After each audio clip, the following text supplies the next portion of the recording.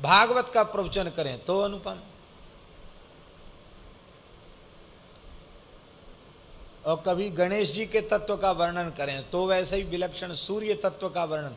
तो हम लोग तो भ्रम में पड़ रहे हैं कि आपके शिव जी इष्ट हैं, कि कृष्ण इष्ट हैं, कि राम जी इष्ट हैं, कि देवी जी इष्ट हैं, कि गणेश जी इष्ट हैं, कि आप कुछ नहीं, आप अहम ब्रह्मास्मि वाले ही हैं। क्या है समझ में नहीं आता, आपका इष्ट क्या है। स्वामी जी सुन करके बोले कि भाई देखो ऐसा है, कुछ उदाहरण दिए उन्होंने। बोले इष्ट का प्रकाश नहीं करना चाहिए, लोग भूले रहें कि इनका इष्ट क्या है, पता ही न चले, ऐसा होना चाहिए। इष्ट को छिप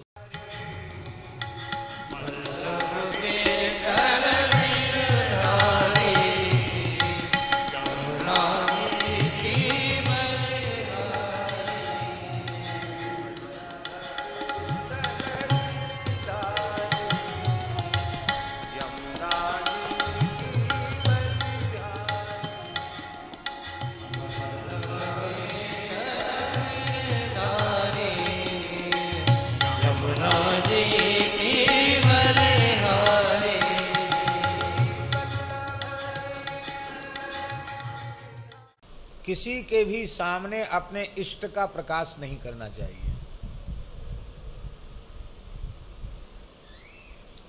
हम लोग बड़े हल्के में ले लेते हैं। मंत्र का प्रकाश, इत और मंत्रार्थ का प्रकाश और इष्ट का प्रकाश सबके सामने नहीं करना चाहिए। छिपाकर रखने की चीज है। एक छोटी सी बात आपको बता देते हैं। परम पूज्य धर्म सम्राट स्वामी श्री करपात्री जी महाराज इस देश के एक अनुपम विभूति थे, इसमें कोई किसी को संदेह नहीं है। उनकी धर्मनिष्ठा, उनका शास्त्र बोध, उनका ज्ञान, उनकी भक्ति सब अति विशिष्ट थी। आजकल तो उपाधियां कोई कुछ भी लिख ले, पर उनको जो काशी के विद्वानों ने धर्म सम्राट कहा, वस्तुतः धर्म सम्राट ही धर्म सम्राट थे। दूसरे के सामने वो शब्द कोई लगावे तो शोभा नहीं देगा। एक बार उनके अत्यंत अंतरंग परिकर ने उनसे एकांत में पूछा कि महाराज आपका इष्ट क्या है।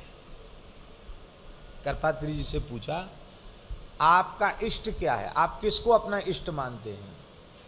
स्वामी जी ने कहा कि शंका क्यों हुई तुम्हारे मन में, आपके मन में शंका क्यों हुई। अरे बोले महाराज बड़ी विचित्र बात है, आप जब ज्ञान का अद्वैत का निरूपण करते हैं तो आपसे बड़ा कोई अद्वैती नहीं, आप किसी सगुण साकार का नाम ही नहीं लेते हैं, फिर तो केवल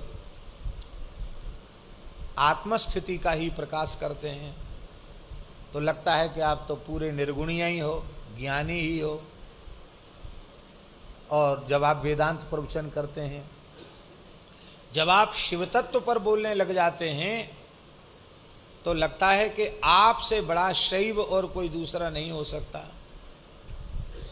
आप भगवती राजराजेश्वरी त्रिपुर सुंदरी पर बोलने लग जाते हो तो लगता है कि श्री विद्या भगवती राजराजेश्वरी त्रिपुर सुंदरी ही आपका इष्ट है क्या, ललिता जी ही आपकी इष्ट हैं क्या।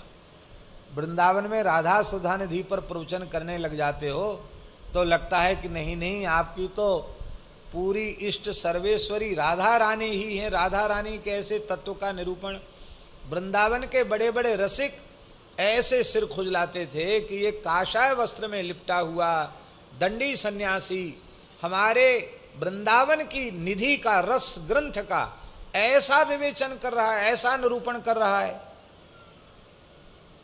लोग सोचते थे कि कहीं ग्रंथकर्ता स्वयं ही तो इस रूप में प्रकाश नहीं कर रहे हैं क्या। ऐसा वर्णन करते थे राधा सु, ऐसा प्रवचन करते थे स्वामी जी। भागवत का प्रवचन करें तो अनुपम, और कभी गणेश जी के तत्व का वर्णन करें तो वैसे ही विलक्षण सूर्य तत्व का वर्णन। तो हम लोग तो भ्रम में पड़ रहे हैं कि आपके शिव जी इष्ट हैं, कि कृष्ण इष्ट हैं, कि राम जी इष्ट हैं, कि देवी जी इष्ट हैं, कि गणेश जी इष्ट हैं, कि आप कुछ नहीं, आप अहम ब्रह्मास्मि वाले ही हैं। क्या है समझ में नहीं आता, आपका इष्ट क्या है। स्वामी जी सुन करके बोले कि भाई देखो ऐसा है, कुछ उदाहरण दिए उन्होंने। बोले इष्ट का प्रकाश नहीं करना चाहिए, लोग भूले रहें कि इनका इष्ट क्या है, पता ही न चले, ऐसा होना चाहिए, इष्ट को छिपा के रखना चाहिए। तो उन्होंने चरण पकड़ लिए, बोले महाराज जी अब कम से कम इस दास पर तो कृपा करके ही जाइए, आपने हमें अपना अत्यंत अंतरंग माना है। तो स्वामी जी बोले तुमने सब जगह प्रवचन का नाम तो लिया, लेकिन तुमने हमारा मंगलाचरण पर ध्यान नहीं दिया।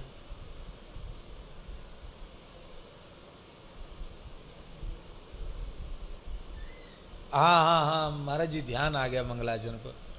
ओम नमः परमहंसा स्वादित चरण कमल जन्म करंदाय भक्त जनमानस निवासाय श्री रामचंद्राय श्री राम जय राम।